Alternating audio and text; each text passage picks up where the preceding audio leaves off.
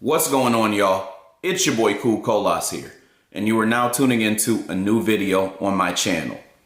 But before we get into the topic for today, I would love if you did a few things for me. Hit the like button, hit the subscribe button, hit the share button, hit the bell icon so you get notifications for whenever I come out with new content on this channel. And then when you are finished, I would love it if you left me a comment below. That way I can get back to whatever it is that you had to say for the topic. For today's topic, I want to talk about if there is ever an instance where cultural appropriation is appropriate. One of the reasons why I wanted to discuss this topic for a YouTube video is because I saw that there was somebody on Threads who asked this question about cultural appropriation. And I wanted to take some time and use this video space to debunk some of the goofy attempts that I see to try to justify cultural appropriation. And to some extent, I think this is what this person was trying to do. And I want to get all into that and get deep with how this affects foundational Black Americans. Black people, but especially foundational Black Americans, that is. When it comes to cultural appropriation, before we can even look at that term as a whole, we have to look at the term appropriation. The definition of appropriation is to take something from someone for your own use, typically without asking that individual for permission to do so. The reason why this is problematic is because when you add culture to it, you're now looking at how you're taking something from one's culture for your own use without asking them for it. So this is what typically happens in a system of white supremacy. Folks who are non-Black, white, and even sometimes are from the diaspora, they're Black, but they're not foundational Black American, often take from foundational Black American culture and they appropriate it. And generally, there are two main reasons why someone would do this in a system of white supremacy. It's either to get some type of social gain or it's to get some type of financial gain. Now, when it comes to cultural appropriation, the reason why both these things are important to talk about is because when it comes to the social aspect, it does a few things. One, it makes it seem like whenever you are practicing cultural appropriation, you're making it okay for anybody to take from that culture and then go back and say, this is not a thing of this culture, the culture that it originated from. This is a thing that anybody of any culture can do. And it's negative in that aspect because what it does is it creates cultural genocide. And cultural genocide is a topic that I've talked about. It's a category that I've discussed in my recent book that I wrote. Cultural genocide is when you basically erase a culture because you're taking away its originality. So if you steal from a culture and then you do it as your own culture for long enough, you can say that all cultures can do this thing. Therefore, that culture that originally created that thing is not unique, or the things that they're creating are not unique to them. It's something that everybody can practice and everybody can do. So it's genocide because you're taking away what made that culture special. And for foundational Black Americans, we're always making things and innovating things and creating things that are special, and people are always stealing it. And so the other thing that creates a social benefit for these individuals is that if they take from the culture and they practice the things that we do or that we create, it somewhat creates this narrative that they are appreciative of that culture. So in other words, it eliminates this idea that this group of people who do this, that they could be racist, that they could be discriminatory in any way, that they could have an issue with foundational Black Americans based on their culture. They have anti-Blackness. It eliminates these ideals from the common person who's not digging really deep into this topic. So that's the other problem when it comes to the social aspect. And then it creates other issues because what the white supremacist tends to do is they steal from culture. Specifically, they steal from foundational Black American society. They steal from all Black society, let's be real, but we're talking about foundational Black Americans for a second. They steal from the culture, and then they create this thing called revisionist history. They revise what really happened with certain cultures, and then they push that narrative out to the forefront, and they keep lying over and over and over again. Eventually, the white supremacist creates this big fallacy. This is actually a debate term I'm about to talk about, and it's called Brandolinis Law. What Brandolinis Law suggests is that it takes more energy to debunk a lie than to keep saying the lie repeatedly over and over and over again. So the white supremacist tries to create this idea of lying about what really happened in history and what happened with certain cultures. And people have said the lie over and over again so much, it's going to be so difficult for that person who is of that culture or just wants to tell the truth about that culture to actually tell the truth without getting stomped on by people who have been spreading lies as if they're the truth. So this is something that we as foundational Black Americans have been experiencing for a while, but it's getting more and more heavy. Now, when it comes to cultural appropriation, I think that the reason why this person who I saw post this topic, why they brought it up, is because I believe they were trying to find a way to justify the dominant society taking from our culture and saying that there was a place where it was actually okay for them to do this thing. But I wanted to kind of break that down as well, too, because one thing I've been seeing is that there's this movement of people saying, oh, it's not cultural appropriation, it's cultural appreciation. And I'm not really feeling that. And I'm going to tell you why I'm not really feeling that. Because my thing is, like, if you want to practice cultural appreciation, here's where you can do it the right way. If you really want to, if you're white and you really want to take from a culture, here's what you can do. Why don't you culturally appropriate a reparationist who wants reparations for foundational Black Americans? And you create a campaign and say, you know what? I'm like the reparationist from back in the day, like Martin Luther King. And I want reparations for foundational Black Americans as well, too. How about you culturally appropriate that? We don't need you to sing rap lyrics. We don't need you to show that you can dance. We don't need you to show you can rap yourself. Why don't you become a politician just like other reparationists of the past and present and run your campaign to give foundational Black Americans some reparations? Since you appreciate that culture so much, why don't you try to get money for the culture of people that you're appropriating all the damn time and you're profiting from? And now that brings me to my second point, which is that part of cultural appropriation is that a lot of the people who appropriate like to financially benefit. And this is especially prevalent when we think about hip hop culture and things that are hip hop adjacent. Because when it comes down to cultural appropriation, at some point the social and the financial benefits almost combine and they become one big thing. Cultural appropriation is what happens when you have somebody like Kylie Jenner who creates $1 billion business from creating products to make white women look more like Black women. Cultural appropriation is what happens when an Australian white woman can become a legend, a trendsetter in the Olympics from breakdancing, when that has always been a foundational Black American created thing. Cultural appropriation is what happens when you get people like DJ Vlad, who has profited off of Black culture by exploiting different Black people who come onto his show and onto his platform. What people do not realize is that cultural appropriation is ultimately taking Black faces and Black creations and profiting off of them while you're really not doing a damn thing besides exploiting it or creating some form of mimicry of it. And the reality is that a lot of that too is our fault as Black people. The reason why a lot of it is our fault is because a lot of us go for the whole dangling carrot act.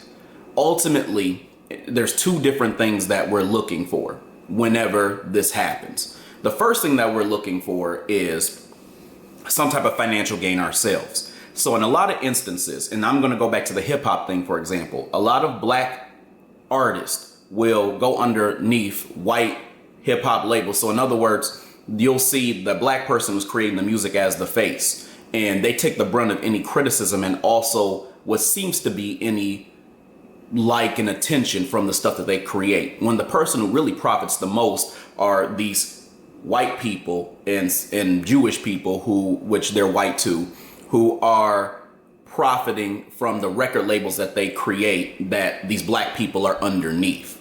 So they're just the rappers and the other artists are just the faces of this brand that a lot of these record label producers have basically created themselves. So essentially they're profiting off of the culture, and a lot of times they even want them to put out the most ratchet music, and they want to see this kind of ratchet image of black society being portrayed. That's why this is, again, cultural appropriation, and this is a system of white supremacy.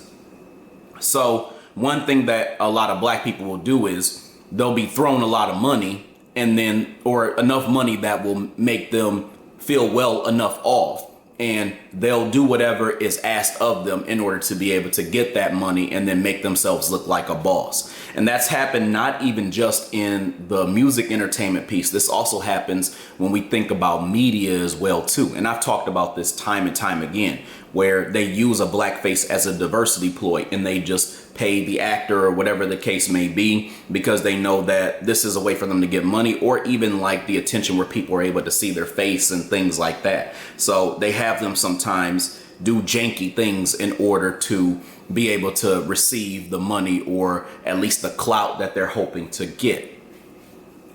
Another reason why this is done is because there is a strange desire for white acceptance within the black community.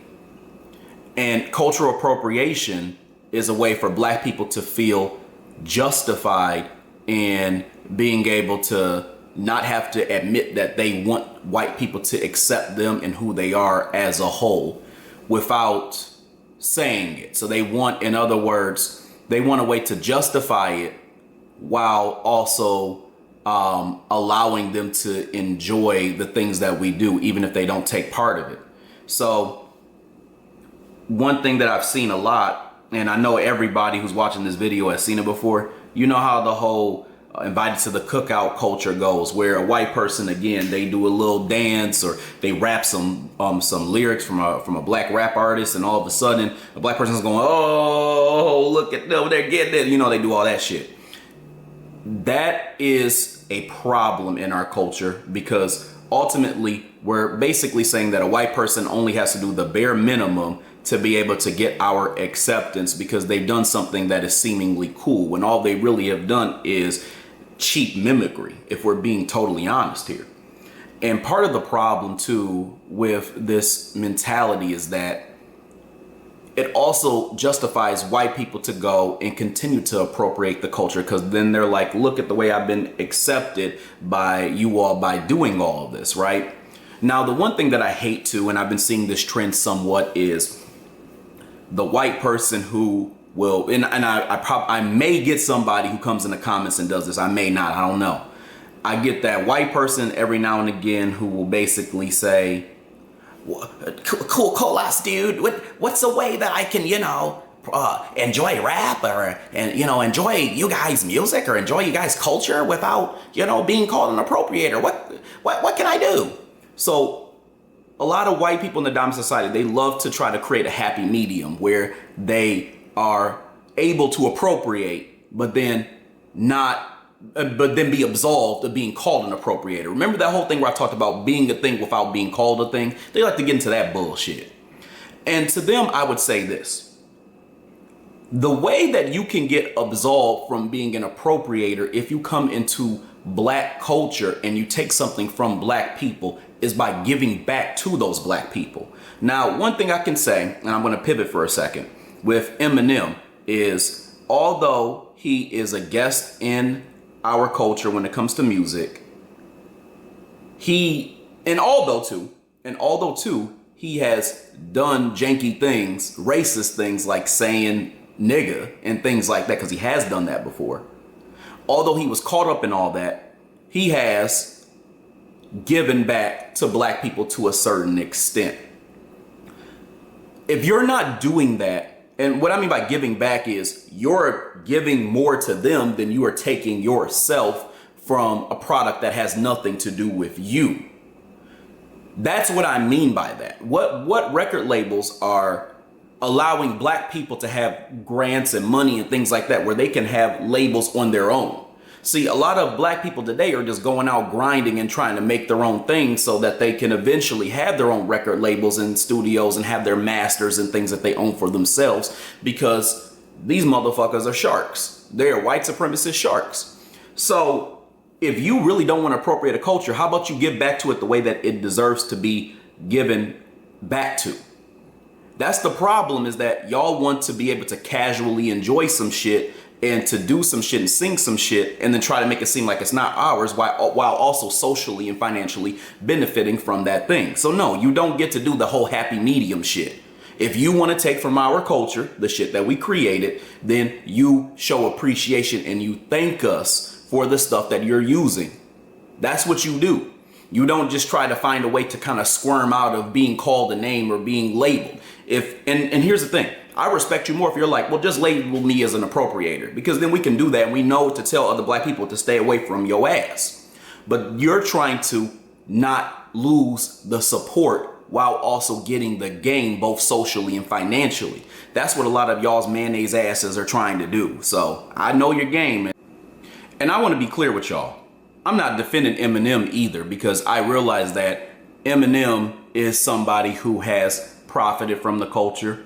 And while he is talented, I'm not trying to take that away from him. He's not nearly as talented as some of the black artists that have been out both past and present as far as rap artists goes. And there's this understanding in our community that one of the main reasons why Eminem is as big as he is because he's white. And seeing an appropriator is somebody who seeing an appropriator is seen as somebody who should be uplifted in black society because there is a deep desire for white acceptance. And then sometimes when it comes to the cultural appropriation, some of y'all get real bold. Like, I remember seeing, there was this video and it was this white woman and she was talking about how she's always had an appreciation for braided black hairstyles. So these are hairstyles, obviously, that black people have been doing since the beginning of time. And she's trying to do them herself, basically. She wants to put it on her own head and showcase it and all this other stuff. And she was basically whining about how a lot of times she would get criticism from black women about, her basically doing that hairstyle, and how a lot of them were just hating and all this other stuff. And I'm listening to this little mayonnaise heifer and I'm just like, the problem is the audacity. The problem isn't just you taking it and saying that you're so-called appreciating these hairstyles. It's that you're taking it and then you're almost trying to make yourself a victim in black business. You inserted yourself in black business. Then you got mad when you got criticized, and then you tried to criticize the people who originally were wearing these hairstyles. So you were trying to criticize black women for the thing that they actually created and the thing that they had for their hair. And you tried to make it seem like you were a victim because of the fact that people did not accept what you were doing. I mean, you can even see this kind of white victimization in certain movies, such as the one movie that this happened in was The Avatar. The Avatar was subtly talking about cultural appropriation without really discussing it, because think about how the Jake character was trying so hard to be accepted in the Navi's whole society and whatnot, and how some of the other male Navis weren't really feeling him and whatnot. And the movie painted him as a victim who was just trying to be able to create acceptance, when we know good and well his original mission was for him to buddy up with the white supremacists that he was working with to be able to get the Navi's resources, specifically obtanium and all that, so that they can kind of power their machines and use that and still be able to dominate the society that was left. So that was the original mission, but the movie still painted him as a victim. And so I see this trend now of like white women almost mimicking that type of thing. And that really needs to seriously be studied. White women who try to act like they're victims in a culture that they actually victimize. Like, seriously, let's really dig deep into that shit. But again, another video for another time, right? The other thing that just fucks me up about the dominant society and them culturally appropriating us is y'all are really just taking all of our ideas because you can't create shit on your own. That's why you have to take trendy statements and things that black women say, especially like a lot of the white LGBT, they do this shit, and people like that, they'll say common phrases that black women say all the time, like as if they're trying to create this kind of pseudo sapphire image and whatnot, like it's cool and it's trendy. They take regular things that we say, regular lingo and slang and things like that, and they'll try to use it in different campaigns to try to make a lot of their products seem cool. They'll use our music all over the damn world. I mean, like literally it goes on and on and on and on because they know that their shit is not as cool as ours. So that's why they always have to steal our shit and then not give us anything back and say, well, we don't really owe you anything. And that's the thing. Then we don't have to be cool with you taking our damn culture and and profiting from it. Like that's the bold shit that I see when it comes to the whole cultural appropriation thing, But I wanted to tell y'all a quick story because this is one thing that I noticed, that the cult of white acceptance, the desire for white acceptance, is big in the black community, and it's something that we must stop immediately. We need to stop that shit at the forefront.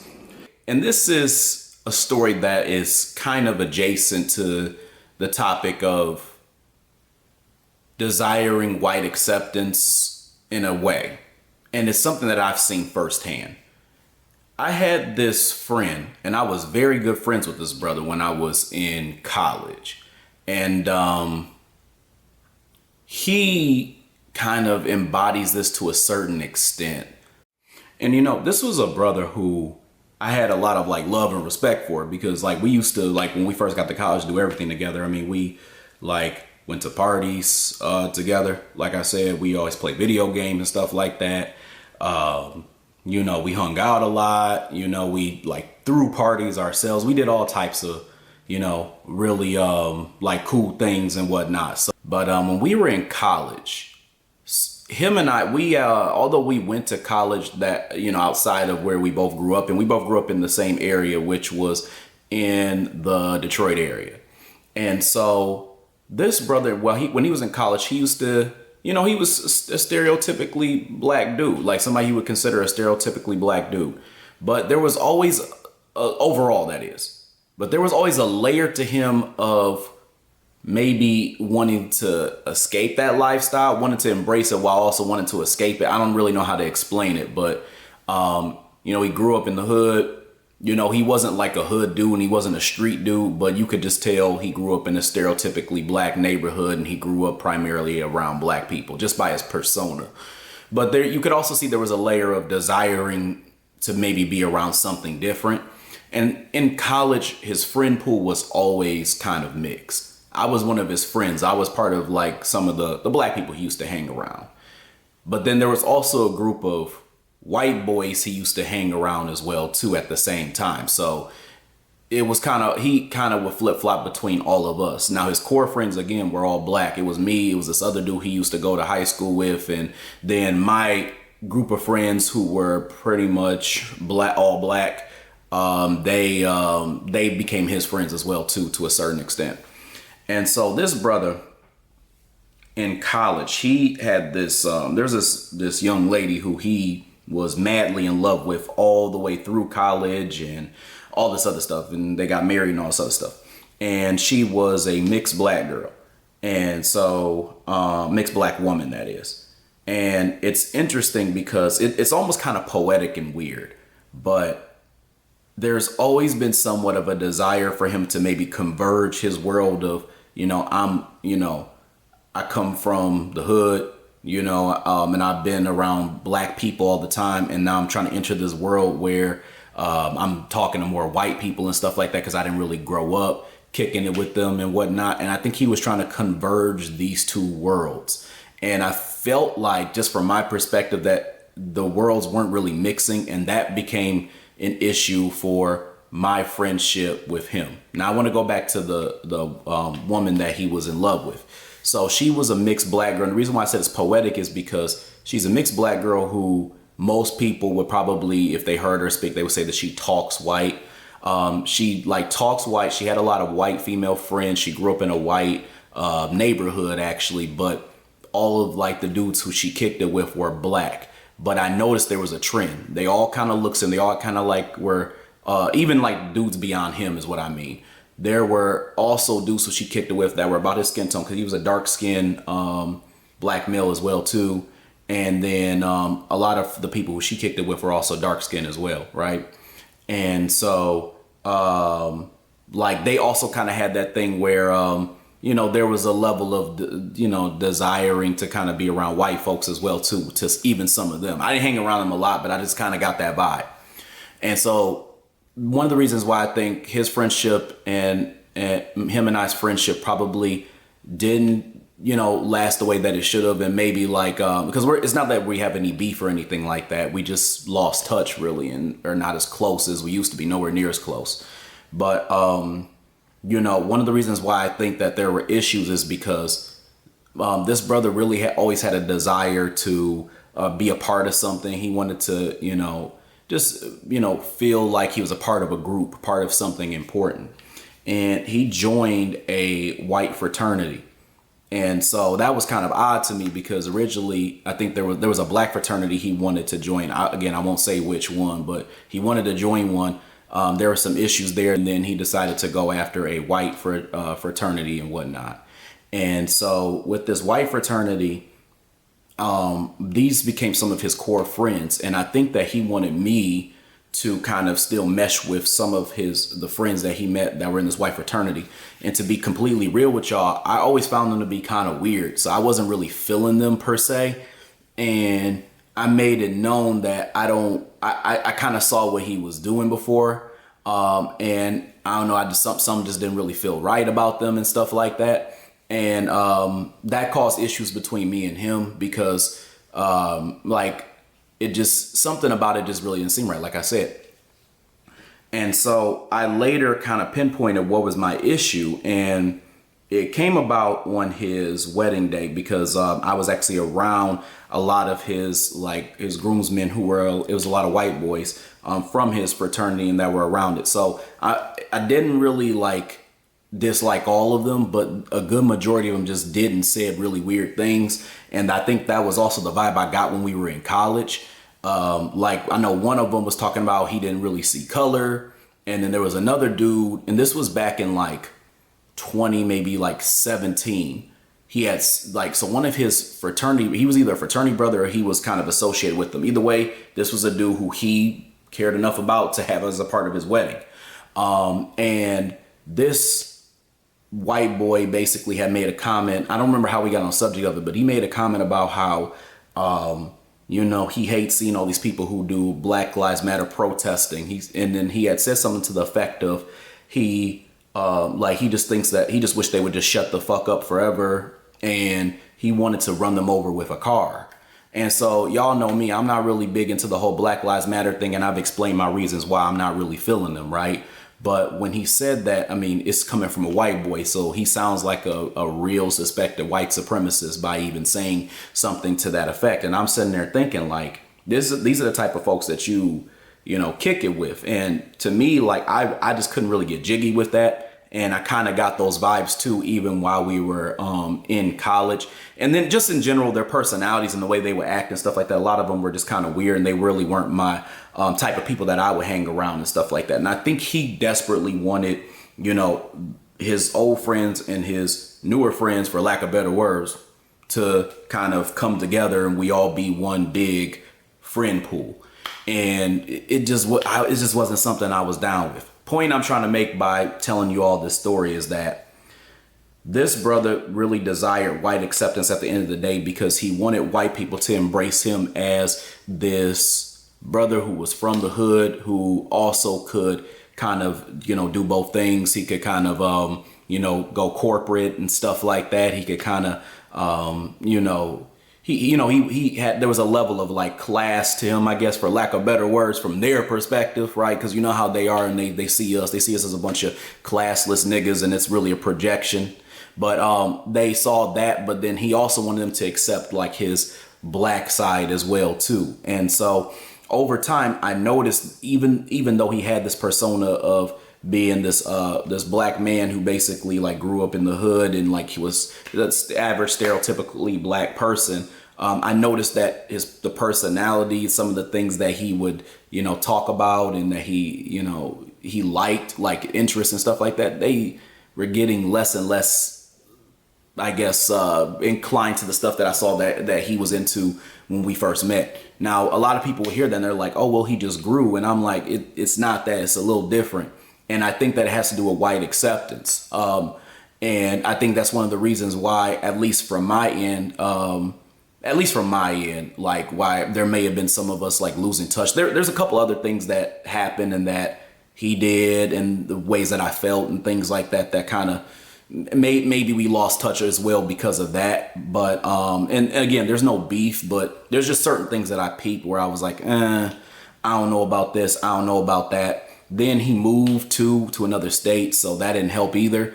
But the other point I was gonna make too, so I don't get off subject, is even the woman who he dated, the mixed black girl. So it's weird because like there was like this desire to bring black and white together, and he wanted a mixed girl. Like I think the other thing that was weird was she also would comment about how much potential she felt like he had, even in conversations that I had with her. And a lot of times that potential sounded like him more so, I guess, embracing like the whole white acceptance thing. I could kind of tell that was just a thing. So it's weird how, people will almost like change up their whole persona because of the fact that they want to be accepted. Now, granted, he's probably a little different now in 2024. I haven't really talked to him very much like that, for real, besides the pics I see on Instagram. But then again, I do see him hanging around some of those same, white boys who he was in a fraternity with. And I'm just like, all right, so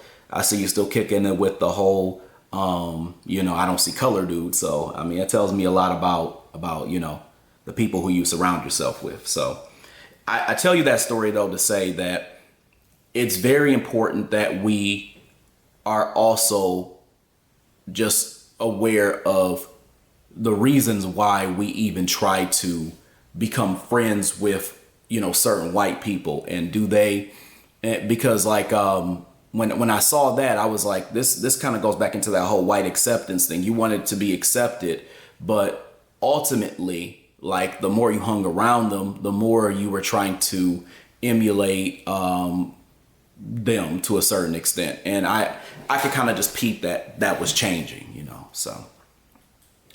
Anyway, y'all, I hope you enjoyed this video. I hope you enjoyed what I had to say. I will definitely have more to come, so make sure that you continue to stay tuned. Other than that, I will talk to y'all later, and like I said, I'll definitely have more to come. Peace.